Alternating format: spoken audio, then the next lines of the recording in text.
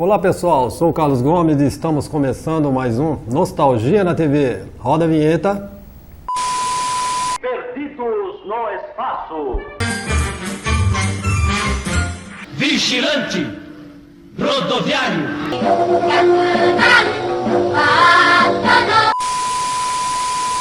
Bom pessoal, hoje nós vamos falar de um ícone pop, né?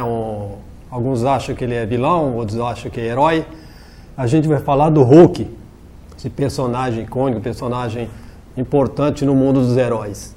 Bom, eu vou falar quando ele surgiu, principalmente da parte de desenho e o seriado, né, que é a parte que marcou a minha geração. Bom, a primeira vez que ouviu-se falar do Hulk foi em 1962, onde o desenhista Jack Kirby e o roteirista Stan Lee, né, tiveram a ideia de um herói diferente dos outros. Eles já tinham lançado o Quarteto Fantástico, e o Coisa do Quarteto Fantástico é aquele que tinha chamado mais atenção. Também era um ser estranho, né, eles gostaram, o público teve uma receptividade, e eles haviam lembrado, né, usaram como inspiração, foi o filme Jack Hyde, o Monstro, o Médico e o Monstro, que havia feito bastante sucesso e impressionou eles também. E o Monstro Átomo, que é um filme de 1957, né, que eles gostaram muito e pegaram isso como inspiração. Isso se baseava na vida do Dr. David Banner, né, um cientista que trabalhava no Departamento de Defesa dos Estados Unidos. Ele tinha criado uma bomba, né, a bomba X ou bomba Gama, cada um, né, chama de uma maneira. E essa bomba, ela não era para o mal, ela era para o bem, né? Ele teve uma reunião com as pessoas que patrocinaram, com o governo, enfim, com todos aqueles que haviam participado desse projeto. Então ele explanou, ele colocou isso para o pessoal, só que o General Ross, né, não gostou. Uma que ele não gostava já porque a filha dele era apaixonada pelo Dr. David Banner, né? E, então ele estava boicotando o máximo. E nessa reunião, do dono de grandes indústrias era o Tony Stark, que era dono das indústrias Stark e, para quem não sabe, era um homem de ferro. Ele colocou que era uma excelente ideia, aquilo estava perfeito, só que como arma para deter inimigos, para a guerra, não servia, né? Então o que ele fez? Em determinada época, já que ele tinha acesso às dependências do laboratório do Dr. David Banner, ele chegou, entrou e ele aumentou essa carga, ele deixou aquilo 3 vezes mais potente, sem o Dr. David Banner saber. E o Dr. David Banner ia fazer um teste, né? Logo depois ele foi fazer um teste e tinha alguém ali no grupo que era um agente da KGB, né, da Rússia. Então ele entrou lá dentro, quando ele viu, na hora que ele ia fazer o teste, ele já tinha ligado a máquina, quando ele foi dar uma olhada no laboratório, tinha essa pessoa lá. Então ele correu para tentar tirar a pessoa de lá de dentro, mas não teve tempo, né? Houve uma explosão de raio gama lá dentro, né, milhões de vezes, e acabou atingindo. O outro rapaz morreu na hora e o Dr. David Banner foi para o hospital. Ficou em coma vários dias, né? Voltou, achou que tinha voltado ao normal, só que quando o Dr. David Banner ele ficava ansioso, ou ele era agredido, era colocado numa situação difícil, isso mexia com ele, com as células, ele acabava se transformando num monstro, né, que é o Incrível Hulk. Inclusive esse nome Incrível Hulk já havia antes num programa, num desenho que o Stan Lee havia feito. Então ele gostou, que era um grandioso, né, Hulk, grandioso. Então ele achou que esse nome era bem apropriado para esse herói, que era curto, fácil de falar, né? Bom, voltando ao que eu estava falando, o Hulk na época, logo quando ele foi concebido, ele era animal, era feroz e falava poucas coisas, saltava 500 metros, né? Ele saltava, ele não andava e nem voava. E, como dizer, era burro que nem uma pedra, mas tinha uma força descomunal, né? E inclusive a cor do Hulk era para ser cinza. Só que como eles estavam com dificuldade em colocar essa cor, né, cinza no álbum de figurinha, no gibi, né, nas HQs, então ele ficou um azul jade, tanto é que ele ficou o Gigante de Jade. né? Quando foi lançado o Incrível Hulk, ele foi lançado junto, é lógico, misturado com outros heróis, ele não teve uma revista própria. Mas foi um sucesso, o pessoal gostou, não foi aquele sucesso retumbante, mas teve uma bastante aceitação do público, né? E durante esse período, vários roteiristas, vários desenhistas começaram a fazer histórias mirabolantes. Ele, por exemplo, ele foi parar em Israel, né, já que ele fugiu, ele era um fugitivo. Então ele começou a vagar de país em país, de estado em estado, ou seja, pelos Estados Unidos todo, por outros países. Ele jogava em outros países, jogou em Israel, onde havia uma heroína, e o Hulk lutou contra ela, depois ajudou, né? E até 1964, 65, foi nessa história, foi mais ou menos nisso daí. Ele fugindo e o General Ross atrás dele. Ele chegou a se tratar, chegou a recuperar, né, as forças. Ele conseguiu se desvencilhar um pouco do monstro com um tratamento que ele fez. Ele retornou, ele acabou casando com a Beth, que era filha do General Ross. Só que ele ainda tinha radiação no corpo. Ela acabou falecendo, acabou morrendo por causa disto, o que aumentou a ira do General Ross, que acabou perseguindo ele ainda mais ainda, como culpado pela morte da filha, né? Então ele teve que fugir de novo, e ele começou, e logo depois teve os Vingadores, ele acabou fazendo parte dos Vingadores, e isso ajudou a catapultar ainda mais a fama do Hulk, né? Que as crianças já estavam com aceitação bem grande, já que era a maioria das crianças que liam, até adultos também liam essas revistas, porque é muito bem costurada, muito bem feita, né? O Stan Lee sabia e o Jack Kirby como prender as pessoas na leitura das HQs. E no Brasil, o Hulk só chegou em 1966, né? Através da Shell, que era esse grupo que eles tinham muitos postos de gasolina, petrolífera. Então eles trouxeram para fazer propaganda e para divulgação até do produto deles. Então toda pessoa que abastecia nos postos Shell ganhava essas revistas. E o Hulk veio a reboque, né? Junto com os Vingadores. Chegou a ter uma revista pequena, sozinho, mas ele só teve uma revista própria a partir de 1972. Né? Nessa época ele já era um monstro verde. E o que catapultou ainda mais a fama do Hulk no Brasil foi que ele começou a passar no programa do Capitão Asa, um programa que tinha uma amplitude muito grande em todo o país. Todo mundo, eu acho que não tinha ninguém, nenhuma da molecada que não conhecia o Capitão Asa nessa época. E o Hulk era uma das atrações, né? E como ele fazia parte do grupo Marvel, ora como herói, ora como bandido, que ele também batia nos heróis e batia nos bandidos também, né? Então, até essa faixa, depois ele começou o Jack Kirby e o Stan Lee achou que era a hora dele migrar para a TV, com desenhos, né? E o desenho foi mais ou menos sempre aquela ótica de que ele foi atingido com raio gama e acabou se transformando em um monstro, né? E o desenho, os desenhos que ele chamava desenho desanimado, porque era um desenho que só mexia com a boca, né? Eles não pareciam igual HQ, mas é um desenho bem, vamos dizer, bem fraco em termos de tecnologia, mas com histórias muito bem costuradas, que além do Hulk tinha o Príncipe Namor, o Capitão América, o Homem-Aranha também entrava nessa. Então foi de muito sucesso nos anos 70, começo dos anos 70, final dos anos 60, começo dos anos 70. Então, em 1978, quando os personagens, principalmente o Hulk, já estava meio que parado, desaparecendo da grade da TV, surgiu um seriado. Eles acharam que era também hora, nos anos 70, de produzir um seriado. Então eles fizeram primeiro um filme piloto do Hulk, como ele surgiu, de um modo diferente dos desenhos animados. Porque, no caso do seriado, ele apenas foi atingido por raio gama, ele fazia um teste nele mesmo, só que um assistente dele foi atingido e acabou morrendo. E tinha um repórter, Jet McGee, que queria descobrir ele acabou vendo o monstro e ele falou como começou a acusar o David Banner, o monstro que havia matado aquele assistente. E David Banner forjou sua morte, né? E começou a andar pelo mundo, pelas estradas.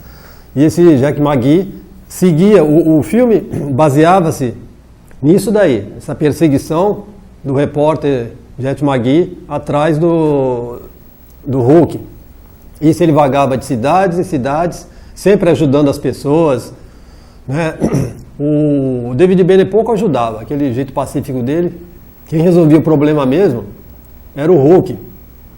E foram produzidos 80 episódios, já que o primeiro teve uma aceitação maravilhosa, fizeram o segundo, a aceitação foi a mesma, e fizeram na mesma época que tinha Mulher Maravilha, Poderosa Isis, Capitão Marvel, vários outros seriados, né? E o Hulk estava na crista da onda. Esse foi, eu acho que catapultou ainda mais a fama desse personagem.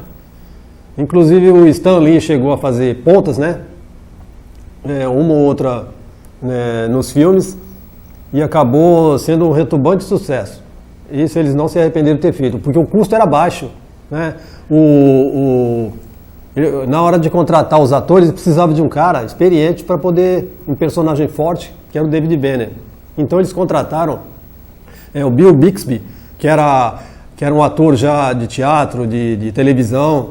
Ele já havia feito Meu Marciano Favorito, Além da Imaginação. Então já era um ator bem experimentado.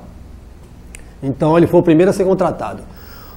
E para viver o alter ego, o Hulk, eles queriam contratar o Schwarzenegger, né? Mas tinha outro que acabou ganhando na hora de fazer os testes, que era o Lou Ferrigno, que ele foi Mr. América 2 vezes e Mr. Mundo 2 vezes também. Então ele já havia participado de outros filmes, principalmente papéis de Hércules, né? Ele participou, ele chegou a fazer ponta até no final da carreira com os Três Patetas também, ele chegou a fazer. Então já tinha uma certa afinidade com as câmeras. Então o problema depois foi a tinta, a peruca, porque a peruca sempre não se adequou a ele, caía, era difícil para eles poderem, até que eles conseguiram um jeito de prender a peruca, ela não cair. E a tinta também era ruim. Eles não conseguiam uma tinta para deixar ele sem que os refletores derretessem essa tinta, né? Derretia toda. Então ele tinha que ficar dentro do trailer e aparecer só na parte que ele cabia, que era bem pequena. Então aparecia no final. Então eles conseguiram exportar uma tinta especial que ela grudava no corpo, não tinha problema nenhum para ele, né, para a pele. E essa tinta acabou ficando. Só que ela também, com o refletor, se ficasse muito tempo ela derretia. Então ele tinha que ficar num container refrigerado até a cena dele, né? E ele teve dificuldades, que ele falou, fiquei bravo porque ele tinha condições de urrar, colocaram um dublê, uma pessoa, né, para dublar ele. Ele não precisava de dublê, que todas as cenas ele fazia, só que aquelas mais perigosas, né? Porque ele acabou quebrando um braço, quebrou a clavícula, mas as cenas menos arriscadas, era ele quem fazia. E depois dos anos de 1982, quando encerrou-se a série, porque se esgotou, né, todas as histórias, mas ele ainda estava no auge ainda, a audiência ainda era muito boa. Então eles produziram mais 2 filmes, inclusive o Bill Bixby foi quem dirigiu, né? Um era contra o poderoso Thor, que ele fez e foi bem aceito até, mas a maioria da crítica achou tosco demais, né? Também com o Demolidor, e não era bem o Demolidor, né? Ele tinha uma máscara preta e o Demolidor era vermelho, né? A roupa dele, e até o nome era diferente, mas ficou como Demolidor. E fez um razoável sucesso também, e depois acabou o pessoal desistindo, né, de produzir mais o filme, mesmo que o custo era pouco e o público tivesse gostado, tivesse aprovado, mas mesmo assim eles não quiseram mais produzir o filme do Hulk. Nos anos 2000 voltaram a produzir, só que eu particularmente eu não gosto muito, porque não é de carne e osso, né? feito por computador. E o Mark Ruffalo, né, que acabou fazendo praticamente, assinou o contrato para poder, só o primeiro que ele não fez, mas o segundo em diante foi ele quem fez. Foi mais uns 6 ou 7 filmes que ele participou, inclusive, de novo contra o Thor, né? Mas o resultado, para mim, particularmente, apesar do pessoal, a molecada gosta, né? Gosta mais desse outro que tem mais tecnologia, mas não tem a profundidade que teve o próprio desenho e o próprio seriado, né? Não teve essa profundidade. Então o pessoal cobra. Eu vejo os fãs antigos cobram que seja uma pessoa de carne e osso, mas a molecada mais nova, que é a maioria, quer que continue do jeito que está. Está sendo inclusive produzido mais um filme do Hulk para o cinema. A gente não sabe quando vai ser lançado, mas já está aí nas vias da gente ver uns pedacinhos aí na internet, né? Porque eu fiquei sabendo.